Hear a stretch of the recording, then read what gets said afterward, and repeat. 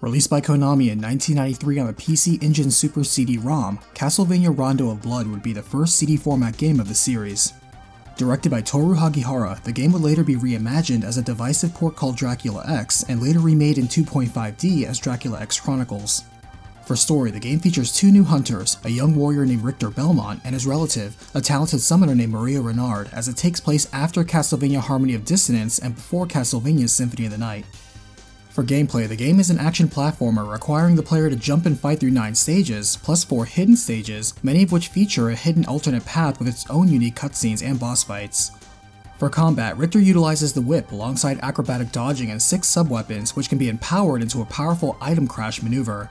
Maria can double jump, attack with a pair of doves, and has her own sub-weapons including beasts based on the 4 sacred beasts. In addition, there is stage select, built-in boss strategy videos, and 3 possible endings. The story only gets larger from here, so let's cut it down to size with a recapitation. Set in the year 1792, a little over 100 years have passed since Dracula's last true resurrection, as we see a sacrificial ritual take place that takes advantage of the timing. Succeeding, the Lord of Darkness and Master of Castlevania walks the world again, and not long after catching wind of it, the current heir of the vampire killer Whip, Richter Belmont, plans his attack to vanquish the family's foe. The 19-year-old direct descendant of Simon Belmont dashes out as Dracula begins raising his dark minions to devastate the nearby town of Algiba, abducting those they do not kill, including Richter's girlfriend, Annette. The church is no safe haven from the undead burning the town down, as Richter takes down a fire-breathing wyvern leading to destruction. After entering through the castle gates, Richter finds Dracula is content to reuse familiar security, as a familiar behemoth chases him down a familiar hall before being destroyed. Heading into the flooded basement, Richter interrupts a dark priest keeping a captive suspended, rescuing the 12-year-old girl. As Richter introduces himself, the girl recognizes his name from Annette, introducing herself as Maria Renard, a vampire hunter as well, though Richter doesn't initially take her claim as such seriously, laughing and then leaving. Beyond, he wins a skirmish with a hungry werewolf and then crosses a candlelit corridor to make mincemeat of a menacing minotaur. Descending into the dismal depths of the deadly dungeon, Richter dodges dropping spikes and trap floors to ride an elevator up to duel and defeat a Dullahan. Back in Algiba, Maria resets herself, channeling the power of the 4 sacred beasts to clear out the threats underground. Returning to Castlevania to finish what she began, she is forced to take the long way around, destroying a winding serpent and the many forms of a bone golem. Going through the graveyard, she burns down a giant ghost to rescue a girl underground. Sister Tara thanks the young huntress, as Maria does not lose her stride, purging the other demons lurking below. Emerging in nearby mountainous waterways, Maria meets Iris, a healer who helps mend her injuries, and thanks her for securing the area.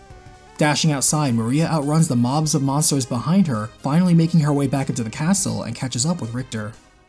Together, the hunters find a phantom ship and help the skeleton crew inside take a long walk off a short pier. Finding the captain to be none other than Death himself, Richter leaps past the sickles sent his way, disarming Death and cutting him down to size with a decapitation.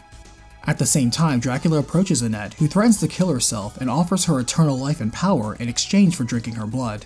She calls him a savage, and he counters he was the one who was called into existence for this world, which makes him no more a savage for living than the people of his age who revived him.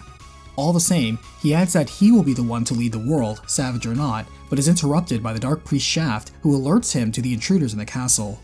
Not surprised to hear this, Dracula leaves Annette as Shaft heads off the duo, making them deal with the monster mash of foes once felled by Simon Belmont, including the giant bat, Medusa, Mummy, and Frankenstein's monster.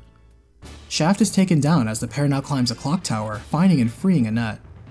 Annette is relieved to see them both and impressed at Maria's abilities, as the little girl reveals she too has powerful bloodline powers, being from a branch family to the Belmont lineage. Telling her to escape on her own now, Richter promises to kill Dracula and end the 100-year blood feud between him and the Belmonts, as Maria is confident in their success, and Annette wishes them both well. As the pair is forced apart, the vengeful spirit of Shaft returns to try and drag Richter with him down to hell, aided by the remains of the behemoth and wyvern, but they are unable to stand long before his crushing final smash. At the same time, Maria contends with the powerful Carmilla, hiding behind a familiar mask, as she rescues a damsel in distress who turns out to be Laura, a thrall to Carmilla, who is also swiftly put down. Climbing up the moonlit steps, Richter and Maria come face to face with Dracula, cutting down the Dark Lord once again. Dracula wonders if it is his fate to be struck down again by a Belmont, and Richter shoots back that the vampire doesn't belong in this world. Dracula then counters he didn't resurrect himself, and it was the greed and desires of humanity that called him back and gave him power, and for this reason again he shall return, laughing as he fades away. As the game ends, Maria complains Dracula's rhetoric is too complex and he just needs to stop being mean, though they quickly flee the crumbling castle.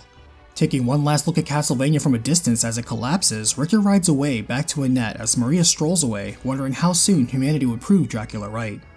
Castlevania Rondo of Blood has enjoyed the success of selling over 510,000 copies worldwide. Thank you for watching this recap, I hope it helped, and if you like this, check out the recaps for the rest of the Castlevania series. Subscribe for more recaps like this, share with someone who could use it, and shout out to the patrons and channel members. If you would like to support the show yourself, please follow the links in the description below. Thanks for watching, and I'll see you on the next battlefield.